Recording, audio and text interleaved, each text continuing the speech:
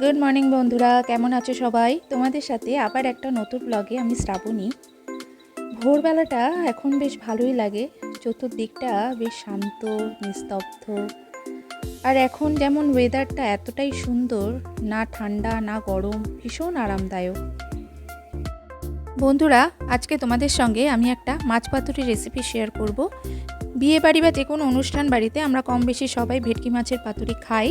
তবে আজকে যে মাছটা দিয়ে আমি পাতুরি করব সেটা হচ্ছে ভোলা মাছের পাতুরি। তার জন্য আমি কলা পাতা প্রথমে ধুয়ে মুছে পরিষ্কার করে রেখেছি।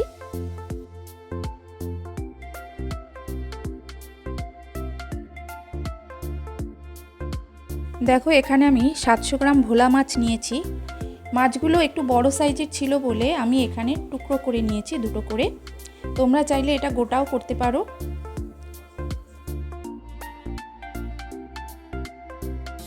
মাছ পাতুরির জন্য আমার আরও কিছু ইনগ্রিডিয়েন্টস লাগবে, সেগুলো আমি তোমাদেরকে একে একে দেখিয়ে দিই। দেখো, এখানে আমি কুচনো পেঁয়াজ নিয়েছি। আমি এখানে 3 থেকে 4টে বড় কুচনো পেঁয়াজ নিয়েছি। আর নিয়েছি পেঁয়াজকলি। এখন এই সময় সিজন ওয়াইজ পেঁয়াজকলিটা বেশ ভালো পাওয়া যাচ্ছে। আর নিয়েছি এখানে 2টো বড় সাইজের টমেটো কুচি, একটু রসুন কুচি আর কাঁচা লঙ্কা চেরা। আর নিয়েছি একটু ধনেপাতা।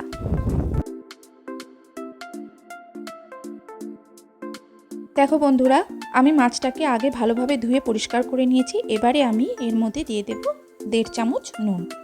নুনটা চেষ্টা করবে একবারেই দেওয়ার, কেননা পরে আর নুন দেওয়া যায় না, সেটা ভালোভাবে মেশায় না। কারণ আমি এখানে মাছটাকে পুরোভাবে ম্যারিনেট করেই তারপর বসাবো। আর দিয়ে দিলাম 1 চামচ হলুদ গুঁড়ো, দিয়ে দেব 1 চামচ লঙ্কা গুঁড়ো,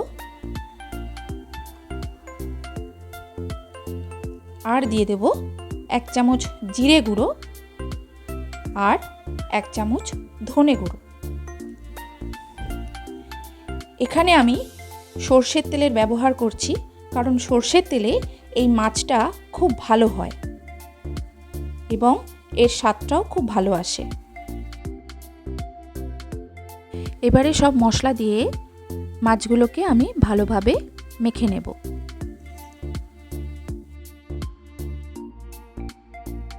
মাছগুলো ভালোভাবে মাখা হয়ে গেলে আমি বাকি একে একে এবার পেঁয়াজ, কুচনো পেঁয়াজ, তারপরে ধনেপাতা, পেঁয়াজকলি, টমেটো, রসুন বাটা, এগুলো সবই দিয়ে দেব।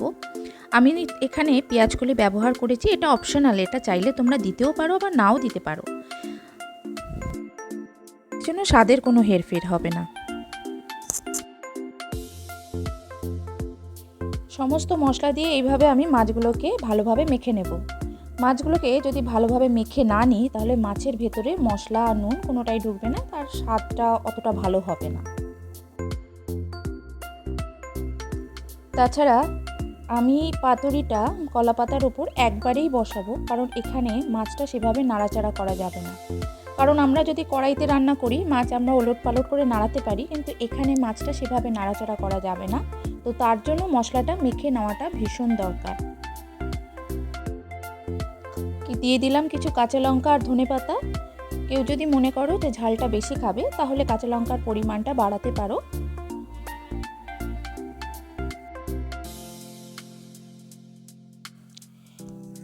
এবারে আমি কলা পাতার মধ্যে কিছুটা তেল মাখিয়ে নেব। এটা আমি সর্ষের তেলে মাখিয়ে নেব, কারণ যেহেতু পুরো মাছটাই আমি সর্ষের তেলেই রান্না করছি, তাই কলা পাতাতেও আমি সর্ষের তেল মাখিয়ে নেব। কলা পাতাতে সর্ষের তেল মাখানোর কারণ হচ্ছে যে মাছটা যখন হয়ে যাবে তখন মাছটা আমি কলা পাতা থেকে ঠিকভাবে ছাড়াতে পারবো, কারণ না হলে মাছটা তোলা যায় না কলা পাতা থেকে, কলা পাতার সাথে লেগে থাকে।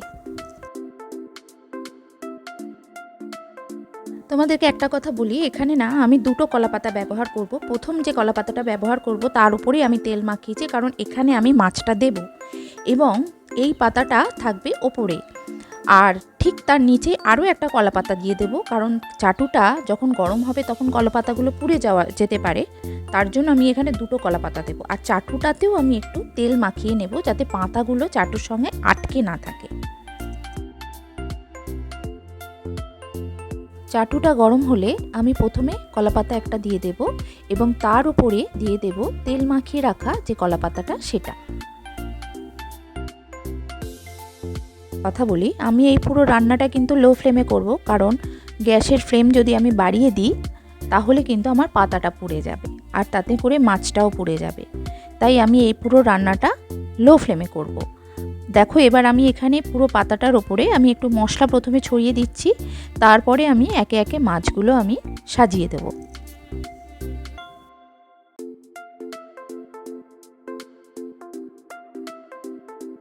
মাছগুলো সাজানোর সময় তোমরা একটা জিনিস খেয়াল রাখবে, যাতে কোনো মাছই যেন একটার ওপর আরেকটা উঠে না থাকে, তাহলে মাছের একদিকের অংশটা ভালোভাবে রান্না হবে আর আর একদিকের অংশটা কিন্তু কাঁচা থেকে যাবে। দেখো এখানে আমি মাছগুলো কলা পাতার ওপর ভালোভাবে সাজিয়ে দিয়েছি এবং বাকি যে মশলাগুলো ছিল সেগুলো আমি মাছের ওপর দিয়ে দিয়েছি। এবারে ওপর দিয়ে একটা হালকা করে একটা ঢাকা চাপা দিয়ে দেব, এভাবে মাছটা কিছুক্ষণ হতে থাকবে।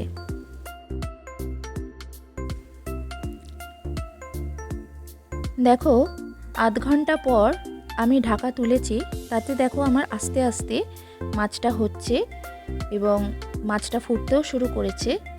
পাতাগুলো একটু ঠিকঠাক করে দেবে, যদি তোমাদের মনে হয় যে কোনো দিক থেকে একটু মশলা পড়ে যাচ্ছে তাহলে সেই দিকে পাতাটা একটু উঁচু করে দেবে। এইভাবে আরও কিছুক্ষণ হওয়ার পরে আমি অন্য আরেকটি পাতা মধ্যে সেই একইভাবে তেল মাখিয়ে নিয়েছি। এবারে দেখো আমি পাতুরির একটা দিক হয়ে গেছে আমার, এভাবে আমি উল্টে দেব যাতে পাতুরির ওপরের দিকটা এবার ভালোভাবে রান্না হয়। আবারও সেই একই পদ্ধতিতে আমি অন্য আরেকটি কলা পাতায় মাছটাকে উল্টে দেব এবং এটাও আমি চাটুর ওপর আধা থেকে 1 ঘন্টা আমি লো ফ্লেমে রান্না করব। আমি এই রেসিপিটা ভোলা মাছ দিয়ে করেছি, তোমরা চাইলে যে কোনো মাছই এখানে ব্যবহার করতে পারো।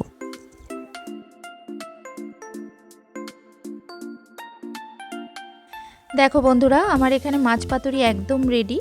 পাতুরিটা করতে একটু সময় লাগে, একটু সময় নিয়ে মাছ পাতুরিটা রান্না করতে হয়, তবেই খাওয়ার কিন্তু স্বাদটা অন্যরকম লাগে। তোমরাও বাড়িতে এটাকে ট্রাই করতে পারো। এটা একদমই সহজ পদ্ধতিতে করা। চলো বন্ধুরা, আজকের মতো আমি ব্লগটা এখানেই শেষ করছি। তোমাদের যদি এই ব্লগটা ভালো লেগে থাকে তাহলে অবশ্যই ছোট্ট করে একটা লাইক আর সাবস্ক্রাইব করার অনুরোধ রইল। যদি আরও অন্য কোনো নতুন রেসিপি জানতে চাও তাহলে অবশ্যই আমাকে কমেন্ট করো। সবাই ভালো থেকো, আজকের মতো টাটা।